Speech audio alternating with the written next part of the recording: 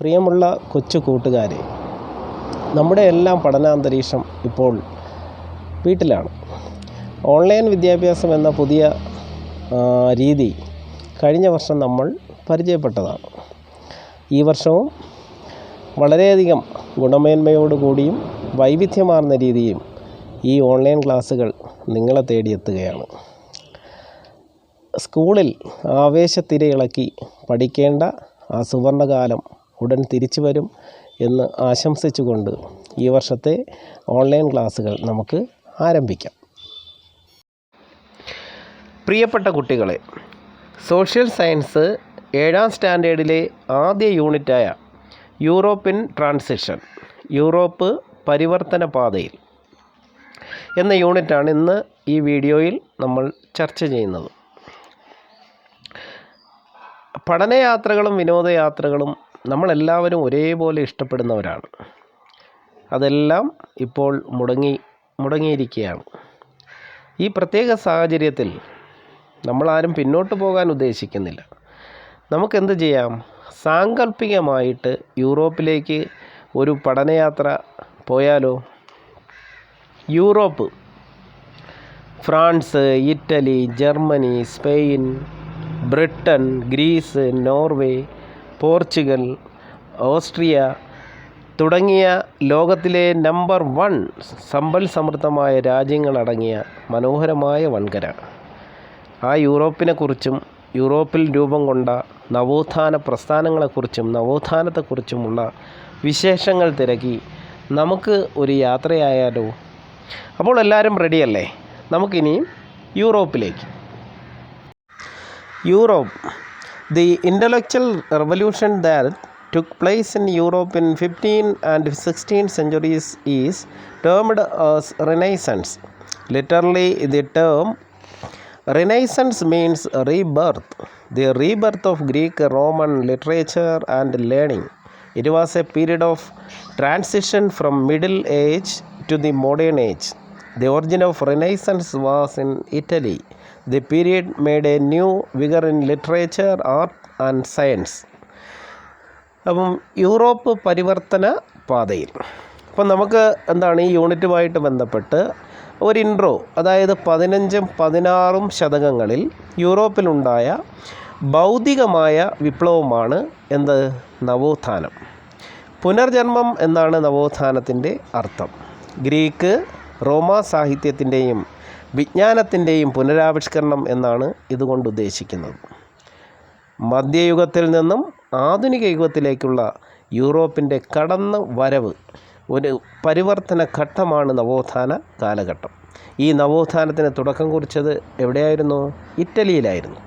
നവോത്ഥാന കാലഘട്ടം കല, സാഹിത്യം, ശാസ്ത്രം എന്നീ മേഖലകളിൽ വമ്പിച്ച ഉണർവ് ഉണ്ടാക്കി. ആ നവോത്ഥാനം യൂറോപ്പ് പരിവർത്തന പാതയിൽ, യൂറോപ്യൻ ട്രാൻസിഷൻ. നമ്മളപ്പോൾ കണ്ണടച്ച് തുറക്കുന്നതിന് മുമ്പേ നമ്മൾ യൂറോപ്പിലെത്തി നമ്മൾ ചെന്നെത്തി നിൽക്കുന്ന സ്ഥലം കണ്ടോ? ഏതാണ്? Hagia Sophia. This is Hagia Sophia, one of the important monuments in the history of the world. It was built in the 6th century AD. Now it is preserved as a history museum in Turkey. It is the epitome of the architectural splendors of Constantinople, a city rich in historical monuments. Do you know the importance of Constantinople in the history of the world? അപ്പം വളരെ മനോഹരമായ നമ്മുടെ ഭാരത തലസ്ഥാനമായ ഡൽഹിയിൽ കാണുന്ന രീതിയിലുള്ള historical monuments ഏതാണെന്ന് നോക്കിയേ. Hagia Sophia. അപ്പം ഈ ചിത്രത്തിൽ ഫസ്റ്റ് പേജിൽ കാണുന്ന ഹഗിയ സോഫിയ ലോകത്തിലെ തന്നെ ചരിത്ര സ്മാരകങ്ങളിൽ ഏറ്റവും വിശേഷപ്പെട്ട ഒന്നാണ്. ഈ സ്മാരകം AD 6ാം നൂറ്റാണ്ടിലാണ് പണി കഴിപ്പിച്ചത്. ഇന്ന് തുർക്കിയിലെ ഏറ്റവും വലിയ ഒരു ചരിത്ര മ്യൂസിയമായി ഇത് നിലനിർത്തിയിരിക്കുന്നു. ഏറ്റവും കൂടുതൽ ആൾക്കാർ സന്ദർശിക്കുന്ന ഒരു ചരിത്ര മ്യൂസിയമാണ് ഹഗിയ സോഫിയ. മനോഹരമായ വാസ്തുവിദ്യയുടെ ഉത്തമ മാതൃകയാണ് ഹഗിയ സോഫിയ. നിരവധി ചരിത്രശേഷിപ്പുകൾ ഈ ഹഗിയ സോഫിയയിലെ പോലെ തന്നെ നിരവധി ഹിസ്റ്റോറിക്കൽ മോണുമെൻറ്റ്സ്, ചരിത്ര ശേഷിപ്പുകൾ, ചരിത്ര സ്മാരകങ്ങൾ നിലനിന്നിരുന്ന സ്ഥലമാണ് കോൺസ്റ്റാൻറ്റിനോപ്പിൾ. ഈ കോൺസ്റ്റാൻറ്റിനോപ്പിളിന് നമ്മുടെ ലോക ചരിത്രത്തിൽ തന്നെ വളരെയധികം പ്രാധാന്യമുണ്ട്. ആ പ്രാധാന്യത്തെക്കുറിച്ചുള്ള കാര്യമാണ് നമ്മളിനി തിരക്കാൻ പോകുന്നത്. ഓക്കെ, സെക്കൻഡ് പേജിൽ ഒരു മാപ്പ് കൊടുത്തിട്ടുണ്ട്. നോക്കിയേ, locate Constantinople in the map. Constantinople, the present Istanbul, the erstwhile capital of Eastern Roman Empire, has a unique place in the history of the world. ആ മാപ്പ് നമുക്ക് നിരീക്ഷിച്ചാൽ നമുക്ക് കാണാൻ കഴിയും കോൺസ്റ്റാൻറ്റിനോപ്പിളിൻ്റെ ആ പോയിൻ്റ് അല്ലേ. ഇപ്പോൾ ഒരു സൈഡ് യൂറോപ്പ് കിടക്കുന്നു, മറു സൈഡ് ഏഷ്യ കിടക്കുന്നു, ഒരു സൈഡ് ദി ബ്ലാക്ക് സീ കിടക്കുന്നു, മറു സൈഡ് ദി മെഡിറ്ററേനിയൻ സീ കിടക്കുന്നു അല്ലേ. അപ്പം യൂറോപ്പ്, ഏഷ്യ, കരിങ്കടൽ, മെഡിറ്ററേനിയൻ, ഇവയ്ക്ക് ഇടയിലുള്ള ചെറിയ ഒരു ഭാഗം, ആ ഭാഗമാണ് കോൺസ്റ്റാൻറ്റിനോപ്പിൾ. അപ്പോൾ അവിടെ മറ്റൊരു പ്രത്യേകതയെ നമുക്ക് കാണാൻ കഴിയും. എന്താണ്? യൂറോപ്പിലുള്ളവർക്ക് ഏഷ്യയിലേക്ക് പോകാനും ഏഷ്യയിലുള്ളവർക്ക് യൂറോപ്പിലേക്ക് പോകാനും ഏത് വേണം? ഈ കോൺസ്റ്റാൻറ്റിനോപ്പിൾ കടന്നേ മതിയാകൂ. The gateway from Asia to Europe. കോൺസ്റ്റാൻറ്റിനോപ്പിളിൻ്റെ സവിശേഷത ആ മാപ്പ് നോക്കിയാൽ മനസ്സിലാകും. Okay, what were the features of Constantinople? ഈ മാപ്പിൽ നിന്ന് നമുക്ക് കോൺസ്റ്റാൻറ്റിനോപ്പിളിനെ കുറിച്ച് എന്തെല്ലാം സവിശേഷതകൾ കണ്ടെത്താം? ഫസ്റ്റ് നോക്കിയേ, സെൻറ്റർ ഓഫ് നോളജ്, വിജ്ഞാനത്തിൻ്റെ കേന്ദ്രമായിരുന്നു Constantinople. Abode of scholars and a treasure trove of scholarly text, അതായത് പണ്ഡിതന്മാരുടെയും അമൂല്യ ഗ്രന്ഥങ്ങളുടെയും കേന്ദ്രമായിരുന്നു Constantinople. Third on, gateway from Asia to Europe, അതായത് ഏഷ്യൻ രാജ്യങ്ങളിൽ നിന്നും യൂറോപ്യൻ രാജ്യങ്ങളിലേക്ക് അല്ലെങ്കിൽ യൂറോപ്യൻ രാജ്യങ്ങളിൽ നിന്ന് ഏഷ്യൻ രാജ്യങ്ങളിലേക്കുള്ള പ്രധാന പ്രവേശന കവാടം, ഗേറ്റ് വേ ആയിരുന്നു കോൺസ്റ്റാൻറ്റിനോപ്പിൾ. ഇതാണ് കോൺസ്റ്റാൻറ്റിനോപ്പിളിൻ്റെ സവിശേഷതകൾ. വളരെ ഇമ്പോർട്ടൻ്റ് ആണ്. ആ 3 പോയിൻറ്റ്സ് എല്ലാവരും നോട്ട് ചെയ്യുക. അങ്ങനെ ഇരിക്കുമ്പോഴാണ് കോൺസ്റ്റാൻറ്റിനോപ്പിൾ ചരിത്രപരമായൊരു സംഭവം നടന്നത്. എന്താണെന്ന് നോക്കിയേ. When the Turks conquered Constantinople in 1453 is resulted in the all of this centuries old Eastern Roman Empire. Consequently, scholars, artists and writers fled from Constantinople to nearby areas in great numbers. Many of them migrated to Italy. Why did they migrated to Italy? അപ്പോൾ Constantinople ഇങ്ങനെ സമ്പൽ സമൃദ്ധമായിട്ട് നല്ല രീതിയിൽ ഇങ്ങനെ നിലനിന്നിരുന്നപ്പോഴാണ് 1453 തുർക്കികൾ Constantinople കീഴടക്കിയത്. അതോടെ എന്ത് സംഭവിച്ചു? അതുവരെ സർവ്വ ആധിപത്യത്തിൽ നിലനിന്നിരുന്ന കിഴക്കൻ റോമാ സാമ്രാജ്യം തകരുകയും അവിടെ കേന്ദ്രീകരിച്ചിരുന്ന, നമ്മൾ നേരത്തെ പഠിച്ചു അല്ലേ, പണ്ഡിതന്മാരുടെയും അമൂല്യ ഗ്രന്ഥങ്ങളുടെയും ഒക്കെ കേന്ദ്രമായിരുന്നു, അതുപോലെ വിജ്ഞാനത്തിൻ്റെ കേന്ദ്രമായിരുന്നു. അപ്പം അവിടെ കേന്ദ്രീകരിച്ചിരുന്ന ജീവിച്ചിരുന്ന പണ്ഡിതന്മാരും കലാകാരന്മാരും സാഹിത്യകാരന്മാരും ഉൾപ്പെടെ നിരവധി ആളുകൾ തൊട്ടടുത്ത പ്രദേശങ്ങളിലേക്ക് പലായനം ചെയ്തു. അപ്പോൾ അതിൽ ഭൂരിഭാഗം ആൾക്കാരും തിരഞ്ഞെടുത്തത് ഏതായിരുന്നു? ഇറ്റലി ആയിരുന്നു. എന്തുകൊണ്ടാണ് അവർ ഇറ്റലി തിരഞ്ഞെടുത്തത്? Why did the scholars, artist and writers field from Constantinople to nearby areas? Why did they migrated to Italy? അപ്പം അതാണ് ഇനി അടുത്തതായിട്ട് നമ്മൾ ചർച്ച ചെയ്യാൻ പോകുന്ന പ്രധാനപ്പെട്ട 3 പോയിൻറ്റ്സ്. വളരെ ഇമ്പോർട്ടൻ്റ് ആണ്. First, Italy was a country that upheld the rich Greek Roman tradition. അപ്പോൾ ഗ്രീക്കോ റോമൻ ട്രഡീഷൻ്റെ ഒരു പൈതൃകം പേറുന്ന രാജ്യമായിരുന്നു Italy. The rich Italian traders were the patrons of art, literature and culture. ഇറ്റലിയിലെ സമ്പന്നരായ കച്ചവടക്കാർ, വ്യാപാരികൾ ആർട്ടിനെയും, അതായത് കലയെയും സാഹിത്യത്തെയും സംസ്കാരത്തെയും വളരെയധികം പ്രോത്സാഹിപ്പിക്കുന്ന ആൾക്കാരായിരുന്നു. These traders were known to preserve the historical and cultural heritage. ചരിത്ര പൈതൃകങ്ങൾ സംരക്ഷിക്കുന്നതിൽ ഈ സമ്പന്നരായ വ്യാപാരികൾ വളരെ തൽപരരായിരുന്നു. അത് പ്രോത്സാഹിപ്പിക്കുന്നവരവർ മുന്നിട്ട് നിന്നു. അപ്പോൾ ഈ കാരണങ്ങൾ കൊണ്ടാണ് hence the Italian cities furthered thinking and encouraged the spirit of learning among the immigrant scholars. By the end of the 13th century, the Renaissance, which began in Italy, flourished and spread to other nations. അപ്പം ധാരാളം സവിശേഷതകളുള്ള Italy, നേരത്തെ തന്നെ ധാരാളം സവിശേഷതകളും പ്രത്യേകതകളുമുള്ള Italy, കല, സാഹിത്യം, സംസ്കാരം എന്നിവരെ പ്രോത്സാഹിപ്പിക്കുന്ന ഈ ഇറ്റലി, ആ ഇറ്റലിയിൽ കോൺസ്റ്റാന്റിനോപ്പിളിൽ നിന്നുള്ള പണ്ഡിതന്മാരും അതുപോലെ തന്നെ സാഹിത്യകാരന്മാരും സാംസ്കാരിക നായകന്മാരും ഒക്കെ അവിടെ എത്തിച്ചേർന്നപ്പോൾ എന്താ സംഭവിച്ചത്? 13-ാം നൂറ്റാണ്ടിൻ്റെ അവസാനത്തോടെ ഇറ്റലിയിൽ ആരംഭിച്ച നവോത്ഥാന പ്രക്രിയ കൂടുതൽ വളരുകയും അതുപോലെ തന്നെ വ്യാപിക്കുകയും ചെയ്തു. അവിടെ റിനൈസൻസ് നവോത്ഥാനത്തിൻ്റെ ചിറകുകൾ ഇറ്റലിയിൽ മുളയ്ക്കുവാൻ തുടങ്ങി.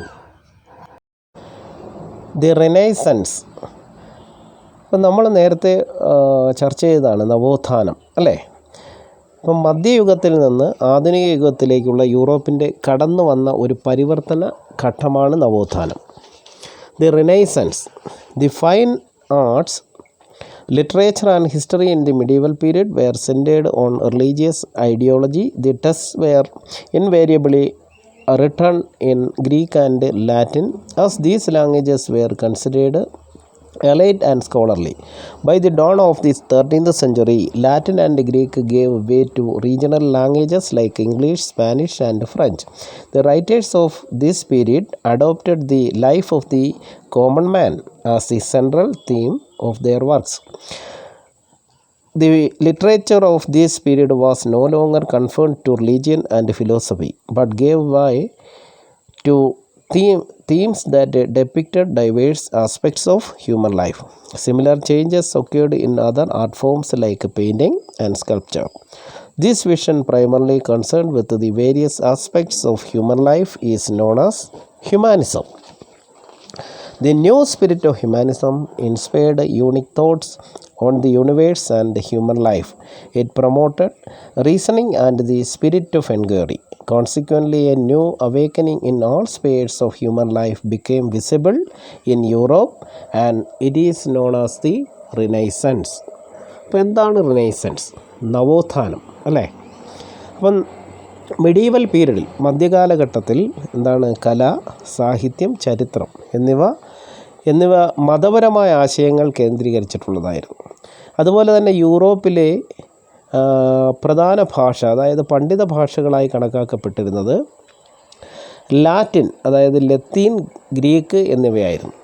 അപ്പോൾ ഈ പണ്ഡിത ഭാഷകളിലായിരുന്നു ആ കാലഘട്ടത്തിൽ ധാരാളം കൃതികൾ രചിച്ചിരുന്നത്. എന്നാൽ 13-ാം നൂറ്റാണ്ടിൻ്റെ തുടക്കത്തോടെ തന്നെ ലാറ്റിൻ, ഗ്രീക്ക്, അതായത് പണ്ഡിത ഭാഷകൾക്ക് പകരം സാധാരണക്കാരായ ആൾക്കാർ ഉപയോഗിക്കുന്ന ഇംഗ്ലീഷ്, സ്പാനിഷ്, ഫ്രഞ്ച് തുടങ്ങിയ പ്രാദേശിക ഭാഷകളിൽ ധാരാളം കൃതികൾ വന്നു. ഇത് അവിടങ്ങളിലുള്ള സാധാരണപ്പെട്ട മനുഷ്യരുടെ ജീവിതമായിരുന്നു ആ കൃതികളിൽ പ്രധാനമായിട്ടും ഉദ്ദേശിച്ചത്. അപ്പം ആൾക്കാർ മതപരമായ ഈ ആശയങ്ങൾക്ക് പകരം മാനുഷിക ജീവിതത്തിന് പ്രാധാന്യം ലഭിക്കുന്ന രീതിയിലുള്ള ഉള്ളടക്കം ആ സാഹിത്യത്തിൽ ആയി മാറി. അപ്പം അത് ആൾക്കാരെ ഏറ്റവും കൂടുതൽ സ്വാധീനിച്ചു. അവരുടെ ജീവിതം അവർക്ക് വിവിധ രീതിയിലുള്ള സാഹിത്യ സൃഷ്ടികളായി മാറിയപ്പോഴത്തേക്ക് ആൾക്കാർ എന്ത് ചെയ്തു? അതിനനുസരിച്ചുള്ള മാറ്റങ്ങൾ ആൾക്കാരിൽ വന്നു. അവർ ചിത്രകലയിലും ശില്പവിദ്യയിലും ഒക്കെ ആ ഒരു മാറ്റങ്ങൾ അവർക്ക് ഉണ്ടായി. അങ്ങനെ ഇത്തരത്തിലുണ്ടായ മനുഷ്യ ജീവിതത്തിനുണ്ടായ മാറ്റം, അതിന് പ്രാമുഖ്യം കൊടുത്തുകൊണ്ടുള്ള കാഴ്ചപ്പാടിനെ ആ കാലഘട്ടത്തിൽ മാനവികത അല്ലെങ്കിൽ ഹ്യൂമാനിസം എന്നുള്ള പേരിലാണ് അറിയപ്പെട്ടിരുന്നത്. അപ്പം നമ്മുടെ അതായത് പ്രപഞ്ചത്തെക്കുറിച്ചും ആ പ്രപഞ്ചത്തിലെ ജീവിത സാഹചര്യങ്ങളെക്കുറിച്ചും വ്യത്യസ്തമായ രീതിയിൽ ചിന്തിക്കുവാൻ ഈ ഹ്യൂമാനിസം പ്രേരിപ്പിച്ചു. യുക്തിചിന്തയുടെയും അതുപോലെ തന്നെ നമ്മുടെ അന്വേഷണ ത്വരയുടെയും ഒക്കെ വളർച്ചയ്ക്ക് ഇത് കാരണമായി. അങ്ങനെ ചുരുക്കത്തിൽ നമ്മുടെ മനുഷ്യ ജീവിതത്തിൻ്റെ എല്ലാ മേഖലകളിലും ഉണ്ടായ ഒരു പുത്തൻ ഉണർവാണ് എപ്പോഴുണ്ടായത്? ഈ പ്രാദേശിക ഭാഷകളിൽ ധാരാളം സാഹിത്യ കൃതികൾ ഉണ്ടാക്കിയ പുതിയ ഉണർവ്. അങ്ങനെ ഉണ്ടായ ഒരു പുത്തൻ ഉണർവ്, അതായത് മനുഷ്യ ജീവിതത്തിൻ്റെ നാനാ മേഖലകളിലുമുണ്ടായ ഒരു പുത്തൻ ഉണർവാണ് നവോത്ഥാനം, renaissance. In all spheres of human life became visible in Europe and it is known as the Renaissance. Renaissance. During the last phase of the medieval era in Europe, that is 13th century AD to 16th century AD, certain developments laid the foundation of the modern age. They were the Renaissance, means rebirth or revival, the geographical discoveries, and the Reformation. The meaning of Renaissance is rebirth or revival. During the Renaissance, the Greek and Roman traditions in the fields of art, architecture, and philosophy, etc., were revived. The Renaissance, however, was not just a revival of ancient traditions. It also inspired an all-round progress. It ushered, means caused or marked the start of something new, in a new era in the history of the world. Questions that can be asked based on this. Question 1. State the significance of the Renaissance. Answer. 1. The Greek and the Roman traditions in the field of art, architecture, and philosophy were revived during the course of Renaissance. 2. It inspired an all-round progress in science and arts. 3. It ushered in a new era in the history of the world. Question 2. Which traditions were revived during the Renaissance period? Answer. The Greek and the Roman traditions in the fields of art, architecture, and philosophy were revived during the Renaissance period. Question 3. Name the developments during the last phase of the medieval era in Europe that laid the foundation of the modern age. Answer. The Renaissance, the Reformation, and the geographical discoveries during the last phase of the medieval era in Europe laid the foundation of the modern age. What were the situations that helped in developing humanism in Europe? അതായത് യൂറോപ്പിൽ മാനവികതയുടെ വളർച്ചയ്ക്ക് സഹായകമായ സാഹചര്യങ്ങൾ, അത് ഈ reading മെറ്റീരിയലിൽ നിന്ന് കണ്ടെത്തി ഒരു വർക്ക് ചെയ്യാനാണ് ഒരു കുറിപ്പ് എഴുതുക. അടുത്തതായി നോക്കി, how the renaissance influenced the different spares of social life. നവോത്ഥാനം വിവിധ മേഖലകളെ എങ്ങനെയെല്ലാം സ്വാധീനിച്ചു എന്ന് നമുക്ക് പരിശോധിക്കാം. വിവിധ മേഖലകൾ: ആർട്ട്, ലിറ്ററേച്ചർ, അതുപോലെ തന്നെ science. First, renaissance in literature, നവോത്ഥാനം സാഹിത്യത്തിൽ. പെട്രാഗ് AD 1304 or 1374 was one of the eminent writers of the Renaissance period.